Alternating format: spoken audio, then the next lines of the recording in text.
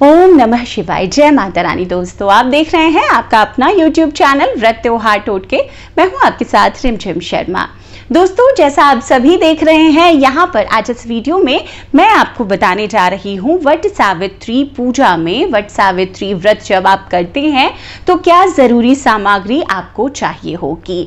ये जो सामग्री दोस्तों मैं अभी आपको दिखाने वाली हूँ, बताने वाली हूँ, ये अगर आप घर में कर रहे हैं वट सावित्री व्रत तो आप घर में भी इन्हीं सामग्रियों के साथ करेंगे, और अगर आप जाकर वट वृक्ष के पास बाहर जाकर पूजा करते हैं तब भी आपको यही सामग्री चाहिए होगी।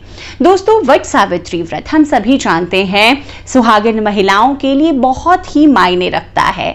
वट सावित्री व्रत दोस्तों उसी तरीके का व्रत है जैसे कि हम हरितालिका तीज व्रत करते हैं, हम करवा चौथ का व्रत करते हैं, उतना ही महत्वपूर्ण एक महिला के लिए वट सावित्री व्रत है, जिसमें कि सावित्री माता ने धर्मराज से, यमराज से अपने पति के प्राण वापस ले आए थे, और उसी के उपलक्ष्य में यह व्रत मनाया जाता है और सभी सुहागिन महिलाएं बहुत ही हर्षोल्लास के साथ मनाती हैं। तो चलिए अब मैं जल्दी जल्दी आपको वो सामग्री दिखा देती हूँ जो मैं वट सावित्री व्रत में यूज करती हूँ। और हो सकता है कि प्रांत विशेष के मुताबिक कुछ सामग्री या फिर कोई रिवाज जो है वो आपका थोड़ा अलग हो और मेरा थोड़ा अलग हो, लेकिन एक साधारणतः अगर मैं बात करूं वट सावित्री व्रत में तो यही सामग्री जो है वो मूल सामग्री है और इसी की जरूरत हमें पड़ती है। तो दोस्तों, वट सावित्री व्रत में जो सबसे पहले हमें जरूरत होती है वो होती है वट वृक्ष की, अगर हम घर में कर रहे हैं। और इस बार मैं आपको घर में पूजा करके पूरी विधि विधान से दिखाऊंगी। सामग्री पहले आप समझ लीजिए। तो एक हमें वट वृक्ष चाहिए जो कि इस तरह से मैंने नर्सरी से मंगवा ली है और अपने घर में गमले में इसे लगा लिया है। वट वृक्ष के नीचे अगर आप पूजा करते हैं तो ठीक है, और अगर आपको वट वृक्ष नहीं मिल पाता है नर्सरी में तो आप तुलसी का पौधा हर घर में होता है, आप उसे भी पूजा स्थल पर रखकर उसके नीचे भी वट सावित्री व्रत की जो पूजा होती है विधि विधान से वो कर सकती हैं। ये दो पौधे अगर नहीं मिले, आपको आपके घर में नहीं है, उपलब्धता नहीं हो पा रही है, जो तीसरा विकल्प है वो कलश का होता है कि आप इसी कलश में, हम सभी जानते हैं दोस्तों कि कलश में सभी देवी देवताओं का हम किसी भी पूजा में आह्वान करते हैं और विधि विधान से फिर हम पूजा संपन्न करते हैं। इसी तरीके से वट सावित्री व्रत में भी आप चाहें तो इसी कलश में आप सभी देवी देवताओं का आह्वान कर लेंगे और वट सावित्री व्रत विधि विधान से कर लेंगे। तो ये तीनों विकल्प हैं आपके पास। अगर आपको नहीं मिल पा रहा है तो आप इन तीनों में से कोई भी एक विकल्प से कर सकते हैं पूजा। अब क्या अन्य सामग्री चाहिए, चलिए मैं एक एक कर आपको वो सभी सामग्री भी दिखाती हूं कि अगर आप इस विधि से कर रहे हैं तो क्या सामग्री चाहिए दोस्तों आपको। तो दोस्तों, अब इन तीन चीजों के बाद आपको किस देवी देवता की आपको प्रतिमा, फोटो या मूर्ति चाहिए होती है। देखिए, वट सावित्री व्रत में वट वृक्ष के नीचे में हम पूजा करते हैं सावित्री जी की, सत्यवान की, और साथ ही पूजा करते हैं क्योंकि सावित्री माना गया है कि माता सरस्वती के आशीर्वाद से उनका जन्म हुआ था, उन्हीं के स्वरूप के तौर पर देखा जाता है। तो हम पूजा करते हैं ब्रह्मा जी की और सरस्वती माता की, गायत्री माता की। तो आपको देखिए, अगर आपके पास इनकी फोटो, मूर्ति, प्रतिमा कुछ भी है घर में तो आप वट वृक्ष के नीचे उसे स्थापित करके आप पूजा करेंगे। और अगर आपके पास नहीं है तो मैं जिस विधि से करूंगी उसके लिए मैंने पान के पत्ते और ये बड़ के पत्ते हैं, इसी पर उनका आह्वान करूंगी सुपारी रखकर। तो ये पत्ते आपको चाहिए, चाहे आप बड़ के पत्तों पर उनके नाम से आह्वान कर सकते हैं या फिर आप जैसे हम पान के पत्तों पर गणपति बिठाते हैं उसी तरीके से सभी देवी देवताओं की जिनकी पूजा हम करते हैं वट सावित्री व्रत में, जैसे कि ब्रह्मा जी की, सरस्वती माता की, सत्यवान की, मां सावित्री की और श्रीहरि की, तो इन सब के नाम से, और गणपति की सर्वप्रथम तो हम गणपति को ही पूजेंगे, तो इनके नाम से आप एक एक सुपारी इन पान के पत्तों पर या फिर इन बड़ के पत्तों पर रख करके उनको आमंत्रित देंगे और वहीं पर हम विधि विधान से पूजा करेंगे। तो ये देखिए, ये मैंने बड़ के पत्ते आपको 6 की संख्या में चाहिए, आप सुंदर सुंदर 6 बड़ के पत्ते मंगवा लीजिए,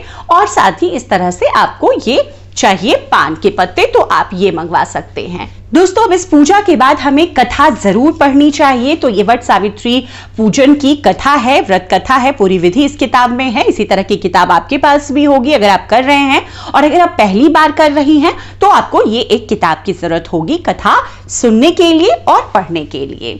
दोस्तों अब जो बहुत ज्यादा विशेष महत्व होता है वट सावित्री व्रत में, वो होता है जो भोग हम लगाते हैं वो अलग भोग होता है। जैसे कि इसमें अनाज का भोग लगता है इस पूजा में, और घर में बनाए हुए अनाज का भोग लगता है, जिसमें कि ये मीठे पुए, जैसे अगर लोकल भाषा में हमारे बिहार में इसे गुलगुले कहते हैं, ये बनाए जाते हैं। और ये 12 पूरियां मतलब कुल 24 पूरियां आपको बनानी होती है। कोई इसे मीठी पूरियां भी बनाते हैं और कोई ये सादी पूरियां भी बनाते हैं, तो जो आपके यहाँ लगता है उस हिसाब से आप बना सकते हैं। 12 पूरियां हैं ये, और ये 24 से ज्यादा की संख्या में है ये गुलगुले। और ये जो मीठे पुए हैं ये बड़ के आकार के बनाने होते हैं, बड़ के जो फल होते हैं उसी आकार के, ये आप बना करके रख लेंगे।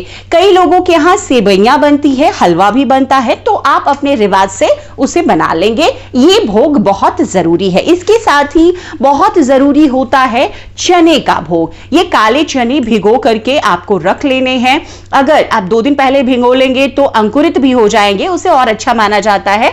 ये मैंने 1 दिन पहले ही भिगोए थे, तो ये अभी अंकुरित नहीं हुए हैं। आप इसे अंकुरित करके जरूर रखें पहले से। अब भगवान ब्रह्मा की पूजा, सरस्वती माँ की पूजा करेंगे, तो आप बाहर से भी कोई मिठाई लगा सकते हैं। अगर आपके यहाँ घर पे तैयार किए हुए पकवान नहीं लगते तो आप इस तरह से सफेद मिठाई लगा लें। भगवान श्री हरि के लिए, गणपति के लिए लड्डू भी आप रख सकते हैं। तो इस तरीके से मिठाई आप कोई रख लेंगे। इसके बाद फल, जो भी फल आप सीजन में मिलते हैं दोस्तों, वो फल आप लगा सकते हैं। तो ये सीजन आम का है, आम के फल हर सीजन में देखिए केले मिल जाते हैं, सेब मिल जाते हैं। तो इस सीजन में जो भी सीजन के फल हो, आप तरबूज ला सकते हैं, खरबूज ला सकते हैं, लाएं। और एक श्रीफल, किसी भी पूजा में पूर्णता के लिए हम एक श्रीफल जरूर अर्पित करते हैं भगवान को, तो एक श्रीफल आप रख लें। तो इस तरीके से सीजन के जो फल आपको मिले, 2 फल, 3 फल, 5 फल, जो आप लगाना चाहें आप लगा सकते हैं। दोस्तों अमावस्या के दिन जब हम बट वृक्ष की पूजा करते हैं तुलसी माता की, तो हमें दूध जरूर रखना चाहिए। तो आप दूध भी थोड़ा जरूर रखें। देखिए एक जल पात्र आप इस तरीके से रख सकते हैं कलश के लिए। अब देखिए मैं घर में कर रही हूं तो मैंने ये धातु का कलश लिया है। आप बट वृक्ष के नीचे जाके करेंगे तो आप मिट्टी का कलश ले सकते हैं। आप घर में भी करेंगे आप मिट्टी का कलश भी ले सकते हैं। ये एक पात्र है आचमन के लिए, शुद्धि के लिए। तो इसमें जल मैंने रखा है और ये शुद्धि है, कुशा का ये आचमन है, तो इससे हम शुद्धि करते हैं। ठीक है। अब आपको एक और जरूरी चीज मैं दिखा दूं, बहुत जरूरी है, ये है ऐपन। ये दोस्तों ये भीगे हुए चावल का घोल है। भीगे हुए चावल को आप पीस लेंगे और उसका इस तरह से घोल बना लेंगे और इसमें थोड़ी सी हल्दी मिला करके ये ऐपन तैयार किया जाता है। और इसका थापा हम लोग उसे बोलते हैं, ये देते हैं हम लोग बट वृक्ष में, घर में भी देते हैं, पंखे में भी देते हैं। जो भी चीजें इस पूजा में हम यूज करते हैं उसमें सब में इसके छींटे हम लगाते हैं। इस ऐपन की बहुत ही शुभ माना जाता है हमारे यहाँ। और किसी भी शादी, ब्याह, तीज, त्योहार में ऐपन जरूर उपयोग में लाया जाता है। तो इस तरीके से आप ऐपन बना लें। अब पूजा में जो और सभी जरूरी सामग्री चाहिए होती है दोस्तों, वो सभी जरूरी सामग्री मैंने यहाँ पर रखी हुई है। जैसे कि आप देख सकते हैं इसमें बहुत जरूरी होता है ये कच्चा सूत। तो मैंने दोनों तरह का, एक तो ही सफेद कच्चा सूत है जिसको मैं हल्का सा रंग लूंगी, छींटे भी लगा दूंगी इस पे हल्दी के, और उससे फेरी आप देख सकते हैं जो कि बहुत जरूरी है इस पूजा में। और दूसरा ये कलावा, ये भी धागे के रूप में, ये भी कच्चा सूत होता है, ये भी बना बना इस तरह से मिलता है, आप इससे भी दे सकते हैं फेरी। अब दोस्तों देखिए जैसे मैंने बताया कि पान पे हम आमंत्रित करते हैं, तो ये सुपारी मैंने रख ली है, हल्दी की गांठ रख ली है, माता के लिए ये सिंदूर है, ये कुमकुम रखा है मैंने, हल्दी यहां पर हम अर्पित करेंगे तो हल्दी है, ये चंदन है, गीला चंदन है, अष्टगंध है, गुलाल है। जो भी आपके पास, देखिए जरूरी नहीं है सभी सामग्री आपके पास हो, जो भी आपके पास हो इसमें से आप वो रखें। ये देखिए ये जरूरी चीजें हैं। आपके पास इत्र होगा, पूजा स्थल पर इत्र दें आप। ये मैंने यज्ञोपवीत रखा हुआ है, हम गणपति को और ब्रह्मा जी को, सत्यवान को यज्ञोपवीत देंगे। यज्ञोपवीत है। तिल का बहुत विशेष महत्व होता है अमावस्या की पूजा में, वट सावित्री की पूजा में। तो ये सफेद तिल है और ये काला तिल, दोनों तिल मैंने रखे हुए हैं। अक्षत है और ये मिश्री, हम जब भी वट वृक्ष में जल अर्पित करते हैं तो बताशे और मिश्री के साथ में अर्पित करते हैं, तो ये बताशे और मिश्री है। अब जो लोग सोने की कोई भी अंगूठी पहनते हैं, बॉडी में अगर उनके एक भी गोल्ड है तो जरूरत नहीं होता है, लेकिन ये शुद्धि के लिए माना जाता है। कुशा का ये पवित्री इसे बोलते हैं। नहीं, अगर आपने कुछ पहन रखा तो इस पवित्री को आप उंगली में धारण करके पूजा करेंगे, उस पूजा को शुद्ध माना जाता है। तो ये सभी चीजें हैं जो कि आपको पूजा की थाली में रख लेनी चाहिए थोड़ी थोड़ी। अब ये दोस्तों देखिए, आपने पूजा शुरू की है, आपको वस्त्र देना है, तो वस्त्र आपको जरूर रखना है। ये वस्त्र आप रख ले गौरा गणेश के लिए, और एक वस्त्र मैंने ये पीला रंग का रखा है कपड़ा, कि सभी देवी देवताओं को यहाँ पर वस्त्र उपवस्त्र के तौर पर आप दे। इस तरीके से आप भी कर सकते हैं। आप लाल चुनरियां भी रख सकते हैं सावित्री माता के लिए, सफेद आप रख सकते हैं सरस्वती माँ के लिए। तो आपको जो उचित लगे आप अपने सामर्थ्य अनुसार रख सकते हैं। वट सावित्री व्रत जो है दोस्तों, वो सुहाग के लिए व्रत है, पति की दीर्घायु के लिए हम इस व्रत को करते हैं। तो इसमें बहुत ज्यादा महत्व होता है श्रृंगार की सामग्री का। आप ये श्रृंगार की सामग्री माता को, सावित्री माता को अर्पित करेंगे और सरस्वती माता को अर्पित करेंगे। इसमें बहुत जरूरी है कि आप एक बिछवा एक जोड़ा जरूर अर्पित करें, और मंगलसूत्र इस तरीके से मिल जाते हैं। इसमें 16 श्रृंगार की पिटारी है, जिसमें आप देख सकते हैं सब कुछ है। इसमें मैं आपको दिखा दूं, देखिए ये कंघी है, ये मंगलसूत्र है, छोटी सी एक डिब्बी है पाउडर की, बिंदी है, सिंदूर है, काजल है,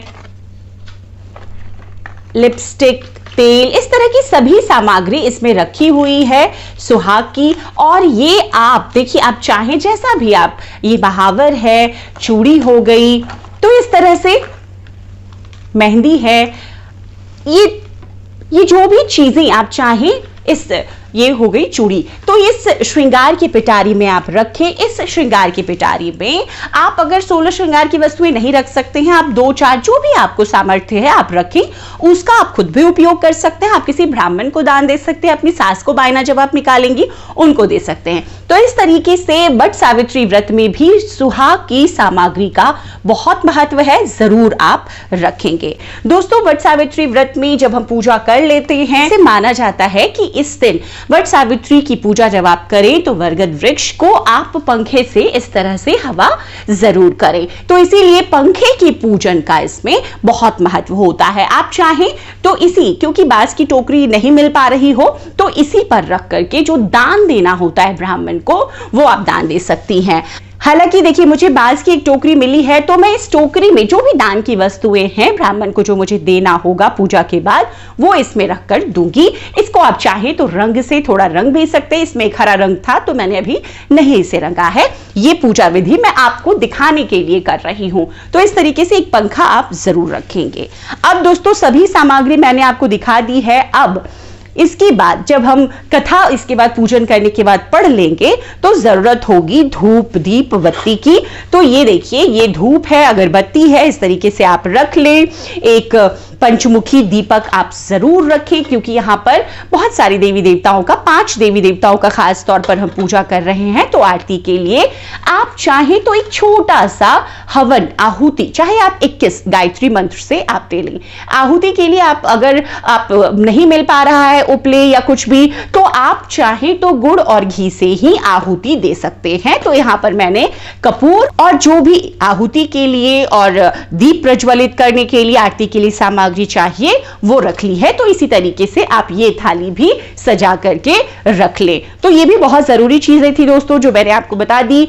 सामग्री क्या क्या चाहिए मैंने सब आपको बता दिया दोस्तों। अब एक और बहुत महत्वपूर्ण चीज देखिए, वट सावित्री पूजा के बाद जब हम व्रत खोलते हैं, कई लोग व्रत सेम डे में खोल लेते हैं, उसी दिन खोल लेते हैं संध्या काल में, और कई लोग अगले दिन खोलते हैं, उस दिन फलाहार पे रहते हैं, निर्जला भी रहते हैं, जैसे हम हरितालिका तीज में रहते हैं।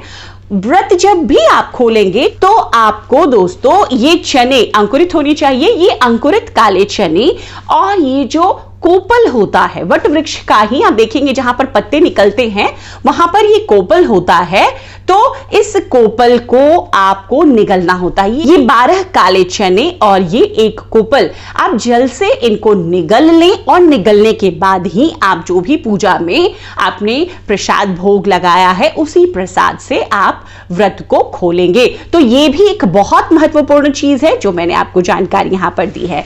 दोस्तों, अब जो फेरी की बात होती है, फेरी में मैंने आपको बताया कि फेरी के लिए चाहे तो आप इस तरह से सफेद धागा ले सकते हैं, कच्चा सूत है ये, और आप चाहे तो ये कलावा ले सकते हैं। अब फेरी कई लोग सिर्फ चने से देते हैं, मतलब एक फेरी होता है और एक चना वहां पर वो गिराते हैं। तो आप फेरी इस तरीके से दे सकते हैं, या चाहे तो कई लोग सुहाग की सामग्री से फेरी देते हैं, कई लोग फलों से फेरी देते हैं और बाद में उन फलों को और जो भी सुहाग की सामग्री है, जिस चीज से भी मन्नत की है, वो दान में जाती है। तो इस तरीके से आप फेरी देंगे। फेरी आप संख्या 7 की दे सकते हैं, 11 दे सकते हैं, 21 दे सकते हैं। तो इस तरीके से संख्या फेरी की होती है, और ज्यादा बार अगर आप चाहें तो 108 बार फेरी दे सकते हैं। तो दोस्तों, यही सामग्री आपको वट सावित्री व्रत में चाहिए। संपूर्णता से मैंने अब आपको सामग्री की सभी सूची दे दी है। अब मैं आपको पूजा विधि करके दिखाऊंगी। तो इस वीडियो में, ये वीडियो मैं यहीं पे खत्म कर रही हूं। अगर वीडियो आपको पसंद आया तो जरूर लाइक कीजिएगा। आगे जो भी लोग वट सावित्री व्रत कर रहे हैं उन तक इस वीडियो को शेयर कीजिए। जो लोग पहली बार कर रहे हैं उनके लिए बहुत उपयोगी होने वाला है ये वीडियो, उन तक जरूर पहुंचाइए।